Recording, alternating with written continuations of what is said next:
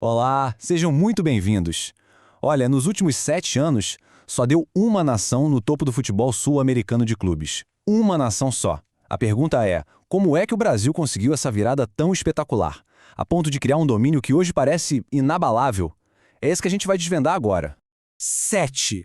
É esse o número. Já são 7 anos seguidos que um time brasileiro levanta a taça da Libertadores, o campeonato de clubes mais importante e mais desejado do continente. É uma sequência que não tem paralelo na era moderna e, bom, é o centro da nossa análise de hoje. E isso nos leva à grande questão, né? Como isso aconteceu? Porque, veja bem, não foi do dia para a noite. Foi uma combinação de vários fatores: poder econômico, mudanças na estrutura do futebol e, claro, decisões estratégicas que simplesmente mudaram o equilíbrio de poder no continente para sempre. Para a gente entender bem essa história, vamos seguir esse roteiro aqui. Primeiro vamos ver o tamanho desse domínio hoje em dia e depois mergulhar nos pilares que sustentam tudo isso. Bom, vamos começar colocando as coisas em perspectiva. Antes de explicar o como, a gente precisa ter uma noção clara do o que está acontecendo hoje.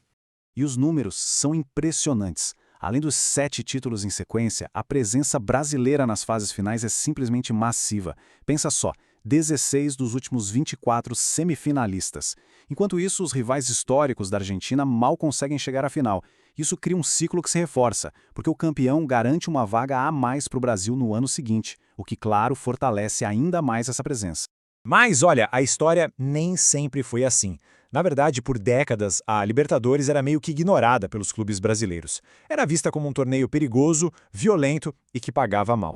Essa linha do tempo mostra bem essa virada. A gente vê uma apatia no começo, aí vem um despertar ali nos anos 90, mas o ponto-chave, o momento que muda tudo, parece ser em 2006, com a padronização do Brasileirão. Foi ali que o terreno começou a ser preparado para esse domínio todo que a gente vê hoje. E agora a gente chega num ponto que é crucial. O motor econômico por trás desse sucesso todo. Sabe como é no futebol de hoje? Dinheiro talvez não explique tudo, mas explica muita coisa. A diferença financeira já começa aqui, no valor das ligas. Se a gente somar o valor de mercado de todos os jogadores do Brasileirão, o número é quase o dobro do da Argentina, que é o rival mais próximo, e é mais de 7 vezes o valor da Liga Colombiana. É muita diferença. E para ilustrar isso de um jeito que chega a ser chocante, pensa no elenco do Palmeiras.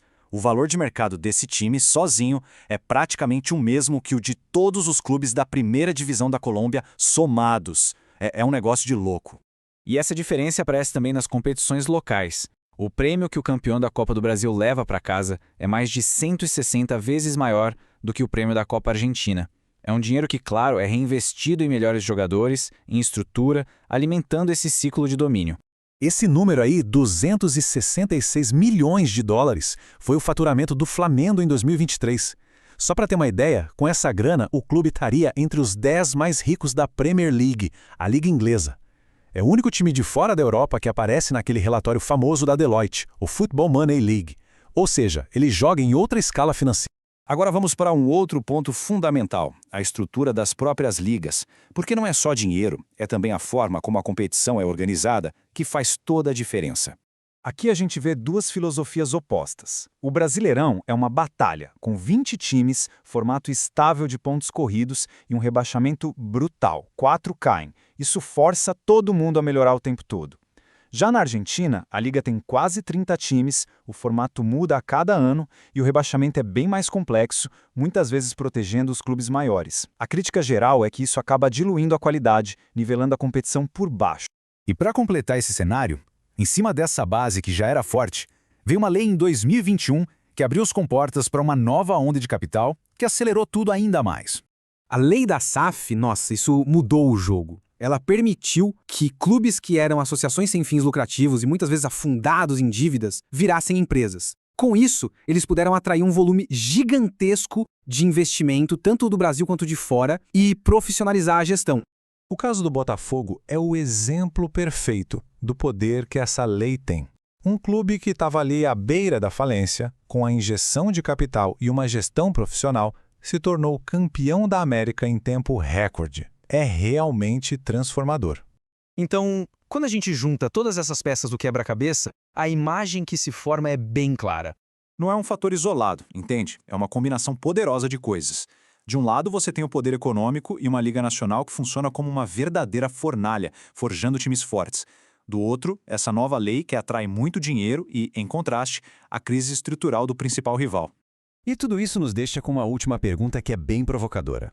Com todos esses fatores se alimentando, será que essa diferença ficou grande demais para ser superada? Ou a gente está só no começo de uma longa era de domínio brasileiro no continente? A resposta para isso, bom, vai definir o futuro do futebol sul-americano. Valeu por acompanhar.